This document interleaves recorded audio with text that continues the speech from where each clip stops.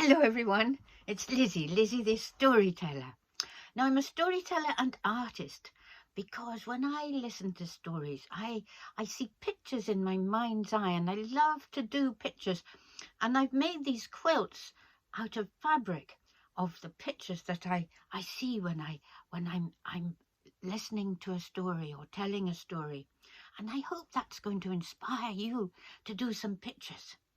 Now, one of my favourite stories is a story that concerns a salmon, a great special salmon.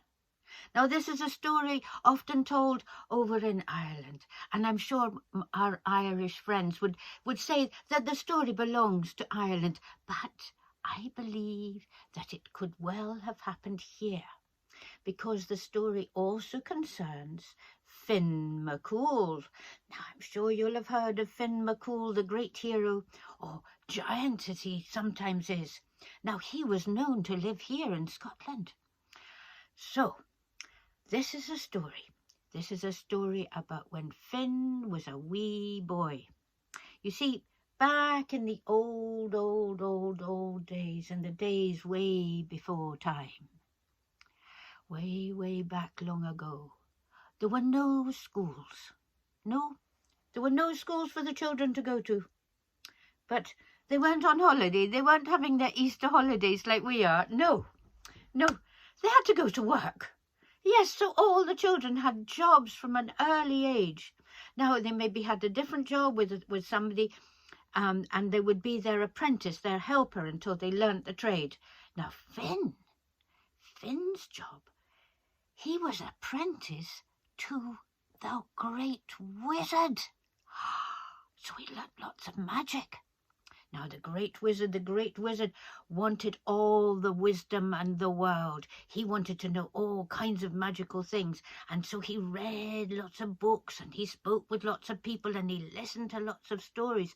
And in one of those stories he heard that if he could catch the salmon of wisdom, he would have all the wisdom of the world. He just had to catch the fish and then be the first to eat of it, and he would just have all the wisdom of the world. So the wizard decided he must go on a quest to find the great salmon. Now, it was said that the salmon would live in one of the beautiful salmon rivers, in a bend in the river. And on the bend in the river there would be growing the hazelnut trees. Now, one of the reasons the salmon was so wise was because he'd ate the hazelnuts. You see, as the hazelnuts fell into the water from the hazel trees, the salmon would leap out and gobble them up. And that's how come the salmon got so wise, because the hazelnuts were giving them all this wisdom. So Finn accompanied the wizard, and they went up and down all the rivers in Ireland searching for this pool with the hazelnut trees and hoping to find the great salmon of wisdom. But I believe they came over to Scotland.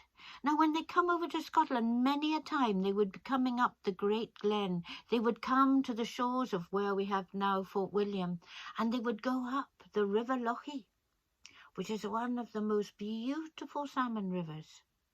And maybe it is up this river where there was a bend in the river, and the hazelnut trees were growing, and the salmon was eating the hazelnuts, where Finn and the wizard found the salmon. Now, the wizard had a fishing rod, and he would put on a special kind of bait for the fish, made out of wonderful feathers to make all the colours really exciting for the salmon.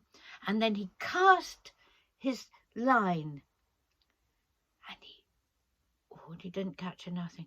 But he spent a long time, a whole day he was there, trying to catch the fish, when, yes, it bit. He caught the salmon. He caught the salmon, and he reeled it in. He reeled in the salmon.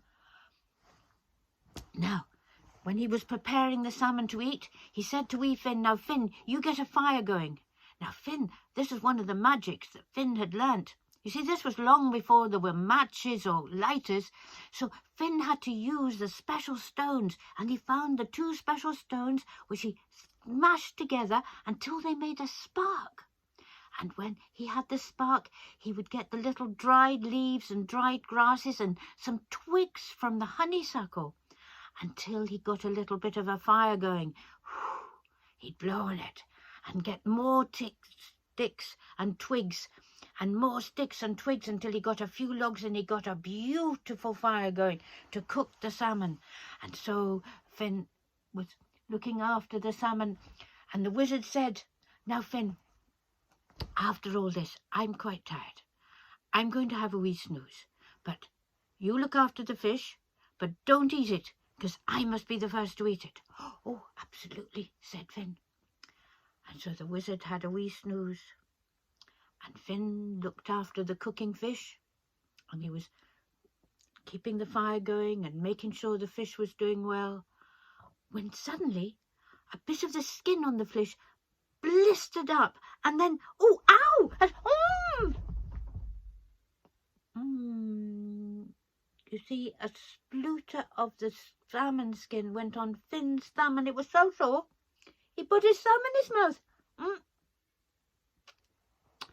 So it was wee Finn who was the first to eat of the salmon of wisdom. And it was wee Finn who got all the wisdom of the world. Well, there we go.